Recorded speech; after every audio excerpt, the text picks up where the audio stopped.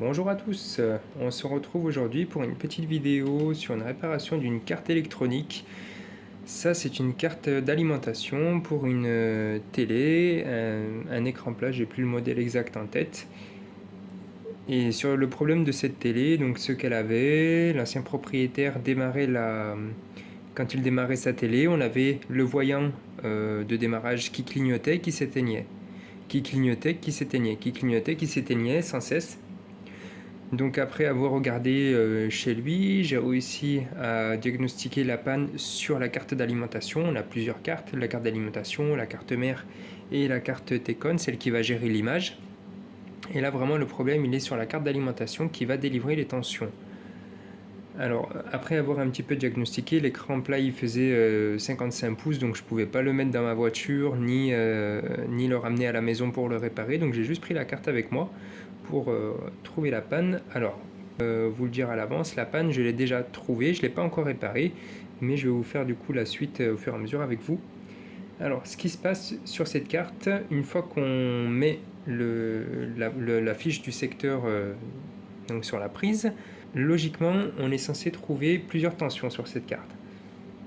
On a le circuit primaire, donc ici on voit le pointillé qui passe ici, qui traverse au niveau du scotch, qui traverse le transformateur et qui vient se terminer par ici.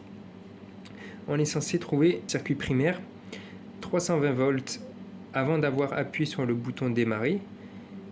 Et ici ce qui se passe, donc lorsque on met sur le testeur, on a simplement, voilà, là on a 1,9 volts parce que la carte elle n'a pas été activée. Donc je vais l'activer avec vous pour vous montrer. Pour l'activer, j'ai branché ici un premier connecteur sur le bornier qui va à la carte mère, qui est le Power On. Donc Power On c'est pour lancer l'alimentation de la télé. Et il faut le brancher au 3,5 volts. Donc sur la carte, le 3,5 volts, il se trouve ici. Je vais vous faire une flèche pour vous montrer. Il se trouve ici. Donc on fait un pont et vous allez entendre le relais qui se trouve là. Vous allez l'entendre faire un déclic. Voilà. Là, ça veut dire quand on entend ce déclic que le relais est fermé, ce qui veut dire que la télé est en marche. Donc on est censé trouver 380 volts ici au condensateur. Et là, on a simplement, donc sur le testeur ici, ici, en courant continu, on a seulement 250 volts. 247, 246, ça diminue, ça diminue, ça diminue. Hop, on déconnecte. Donc là, le problème, ce qui se passe, ça pouvait être deux choses. Logiquement, on est au moins censé pouvoir trouver en amont le 320 volts. Mais on ne le trouve pas parce qu'il faut pouvoir connecter le relais qui se trouve ici avec du 12 volts. Et pour pouvoir faire le test, donc j'ai switché le relais, donc je l'ai déconnecté comme si il se comportait comme un fil pour vérifier si ça venait de lui. Là, la solution, enfin le problème venait ou du relais ou des condensateurs. Il pouvait y avoir une fuite sur les condensateurs, ce qui fait que la tension descendait. Au lieu d'avoir nos 320 puis 380 volts, on est simplement à 250 volts et on diminue, on diminue, on diminue. Donc ce que j'ai fait, j'ai switché le relais et puis il s'avère en fait que c'est vraiment le relais qui nous fait le problème. Donc il doit certainement être un petit peu encrassé. À force de contacter à l'intérieur, il se crée des étincelles et les étincelles créent de la carbonisation. Et c'est cette carbonisation qui fait qu'il n'y a plus un bon contact qui se crée, ce qui fait que on n'a plus le 320 puis 380 volts au primaire.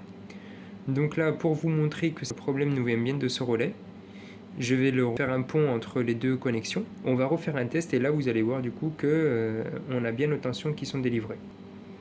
Là la carte a été débranchée. On vérifie, donc toujours faire attention, il y a encore de l'électricité dans les condensateurs. Là on a 150 volts à ce niveau-là. Est-ce qu'on le voit bien? Ouais, on a encore 147. Donc on va les laisser se décharger. Là la prise est débranchée. Ça va descendre doucement. On peut accélérer la manipulation avec une résistance de puissance. Là, on va le laisser se décharger gentiment. On va attendre un petit peu. Donc là, ça y est, la carte est totalement déchargée. On a 7 volts au condensateur. Bon, ça c'est du résiduel. On va pouvoir retourner la carte. Hop. Là, notre problème se situe à cet endroit-là.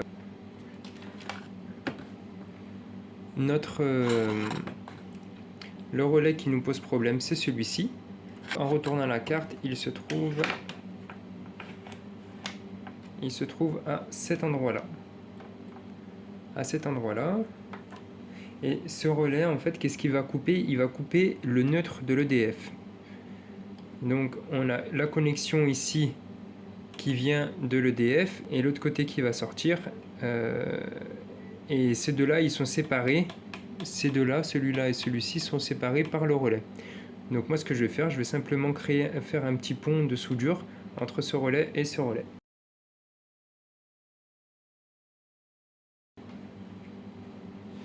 Voilà, donc là, la soudure est terminée. On va retourner la carte à l'endroit, rebrancher la prise, et là, je vais contact comme on l'avait fait une première fois.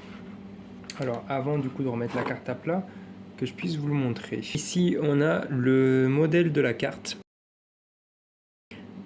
Le modèle de la carte, c'est une LGP 55-11 SLP 8 ou un B. B. SLPB. On voit en dessous qu'on a un input. Input, ça veut dire ce qui rentre dans la carte. Ce qui va rentrer en tension dans la carte, elle est alimentée ou par du 100 volts ou par du 240 volts alternatif 50 Hz à hauteur de 2,6 ampères, 2,5 ampères. Et output, donc output, c'est ce que la carte va nous délivrer, les tensions. Donc une fois qu'elle aura fait son travail, elle va manger donc du 240 volts et une fois pour faire son travail, elle va nous sortir du 3,5 volts, du 12 volts, du 24 volts et du 81,4 volts. Donc une fois qu'on aura fait la réparation, on devrait trouver ces tensions sur la carte. La carte est hors tension, on va la remettre sous tension. Là, la carte est sous tension. Donc déjà, dans un premier temps, maintenant que la phase et le neutre sont en direct, donc le relais ne coupe plus le neutre, on devrait trouver logiquement sur nos condensateurs d'alimentation, on devrait trouver aux alentours des 320 volts. Donc où est-ce qu'il est le testeur? Il est là, donc ici vous devriez voir logiquement apparaître une tension de 320 volts en continu. Voilà, on a 311 volts, 312, voilà, c'est à peu près une zone quoi, entre 310 et 320 volts. Ici on a 312 volts, donc déjà ça veut dire que tout le circuit primaire est bon de base, car avant j'avais un doute, ça pouvait ou être notre relais ou un condensateur qui était hors circuit. Là, on a déjà la première tension de 320 volts qui est sortie, donc ça veut dire que les condensateurs sont bons et que le problème pour l'instant vient du relais. Maintenant, je vais refaire le même contact que j'ai fait un peu plus tôt, c'est-à-dire mettre le 3,5 volts sur le power on pour activer la carte, la mettre en marche, démarrer la voiture, quoi, démarrer la carte. La connexion a été faite, donc le 3,5 sur le power on. Ici sur nos condensateurs, la tension devra être élevé, donc monté de 320 à 380 volts. Donc ici on devrait trouver 380 volts. Voilà, on a 375, 372, donc c'est pas mal quoi, c'est à peu près ce qu'on devrait trouver. Est-ce que... Ah, la connexion est mal faite. Voilà, 397. On est un poil élevé, mais voilà, c'est la tension qu'on devrait avoir. Donc une fois qu'on a nos 397 volts en continu au niveau de notre rangée de condensateurs, on est sûr que toute la partie du primaire est bonne. Maintenant, on va vérifier au secondaire si on a bien nos 12 volts et 24 volts. Est-ce qu'on a nos 12 volts? Alors ici, qu'est-ce qu'on a? Ici, on a les 24 volts déjà. Donc, bonne nouvelle, on sait qu'il y a le 24 volts qui est délivré par la carte. Ici, on a Ici, on a 12 volts. Donc 12 volts, donc la carte, on lui demande de manger 240 volts et de générer 24 volts, 12 volts. Donc ça, c'est OK.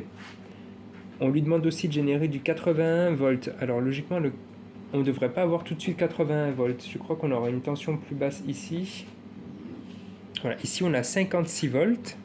56 volts. qui vont être élevés à 80 volts lorsque la carte mère donne l'information à la télé d'allumer les LED. Les LED, donc c'est les backlights, les LED à l'arrière de la télé. Et à ce moment-là, un circuit parallèle, donc qui va se trouver ici, un élévateur de tension qui va assurer la tension, l'élever donc de 54 et la faire monter jusqu'à 80 volts. Et ça va être donc délivré ensuite pour les bandes LED. Donc là, logiquement, la panne a l'air d'être trouvée. Maintenant, il reste à remplacer donc ce relais. Donc il faut que je trouve un relais de 12 volts et qui supporte 240 volts avec une tension nécessaire. Donc il faut que je trouve un relais 5 ampères 250 volts. Je vais voir si dans mes briques à braque j'en ai déjà récupéré un. Et sinon, il faudra que je le commande. Je vous fais la suite avec le démontage, remontage. Écoutez, il s'avère que j'ai de la chance car j'avais récupéré des relais sur des cartes que j'avais certainement dû dessouder.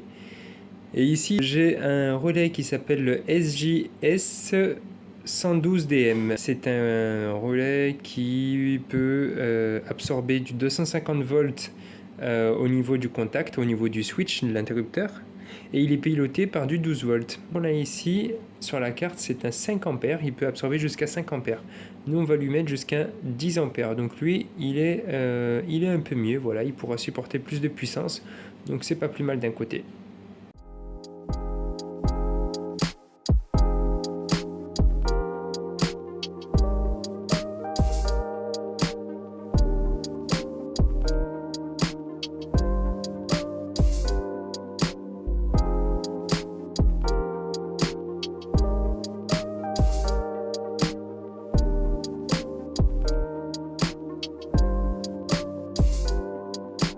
Voilà le relais démonté. Alors il est sur un petit support là électronique, donc enfin un petit PCB, donc il va falloir le dessouder de là-dessus.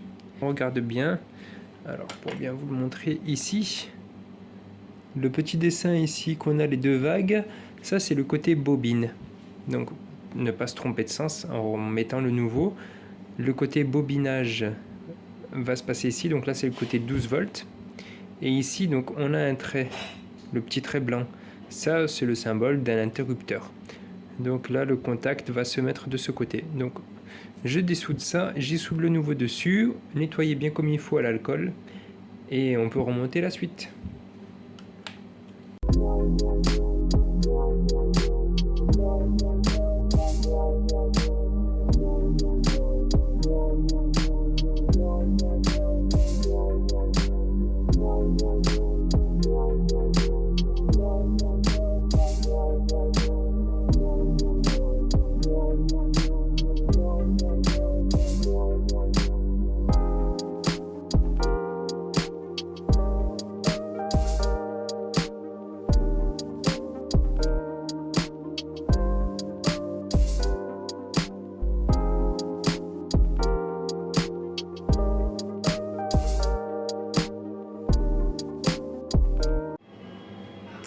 Voilà, le relais a été remplacé, donc ça c'est le nouveau.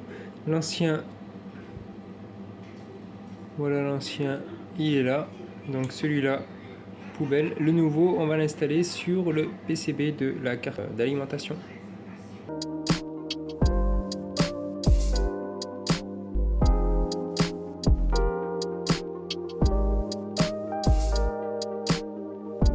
Hier malheureusement la mémoire du téléphone était saturée, donc j'ai pas pu filmer comme il faut le moment où je ressoudais le relais qui se trouve ici. Donc bon, après c'est pas forcément très intéressant la partie de la soudure.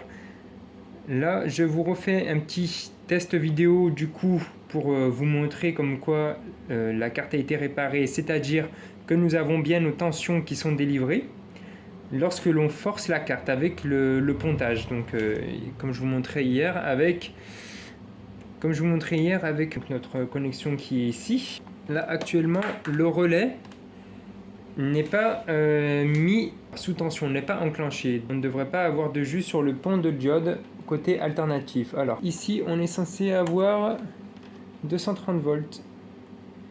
Non, on n'est pas censé avoir les 230 volts, pardon. Donc là on a 0,121, 122. Maintenant, Et sur notre condensateur général donc, qui se trouve ici, on n'est pas censé avoir de tension non plus. Donc là, voilà, c'est des millivolts. Ici, il est marqué MV, donc c'est des millivolts. En fait, c'est un petit courant résiduel, donc 315 millivolts. Par contre, sur notre petit circuit secondaire donc qui se trouve ici, on a toujours nos tensions. Donc si je mesure, on devrait avoir nos 320 volts.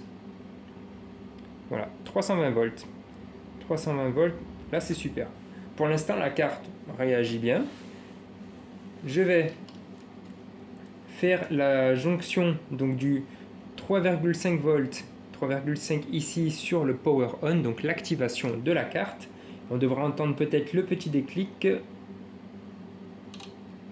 Moi de mon côté, j'ai entendu le déclic. Maintenant, je vais remesurer au niveau du pont de diode côté alternatif si nous avons nos 230 volts EDF. Voilà, 235 volts, super. Donc là, notre relais, il est bien fermé, il laisse bien passer le courant alternatif dans la carte. Ce qui veut dire que maintenant, si je me mets en courant continu, côté condensateur général, je devrais avoir 380-390 volts, logiquement. Voilà, 397 volts. On a nos 400 volts qui sont élevés par l'élévateur de tension, le boost converteur. Donc voilà, le circuit qui vient booster les 320 volts qui se trouvent ici sont boostés pour monter à 400 volts. Donc là, la carte est nickel. Je vais la désactiver. Voilà. Donc la tension devrait baisser au condensateur jusqu'à ce qu'il n'y ait plus rien. Voilà, là ça descend, 386, c'est que 382, 380, super. Donc là ce qui va se passer, je vais prendre la carte d'alimentation, aller chez le propriétaire de la télé, remettre la carte sur sa télé. Et on va pouvoir faire le test directement. Si on n'avait que le problème au niveau du relais, la télé devrait fonctionner. Par contre, il n'est pas impossible qu'on ait un problème au niveau de la carte mère. Donc ça, on pourra le savoir qu'une fois qu'on aura remonté la télé et qu'on teste tout ça. La suite pour la mise en place de la carte et puis le test final.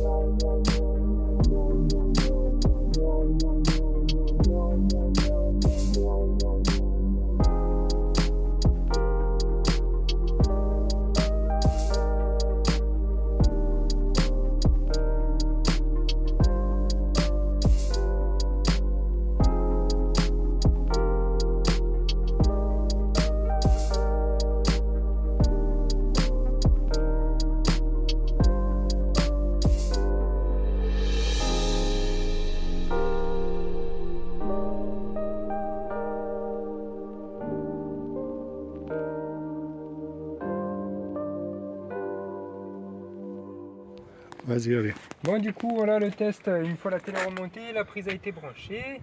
On appuie sur le bouton. Est-ce qu'on a... Ah ben bravo. Voilà. Voilà, nickel.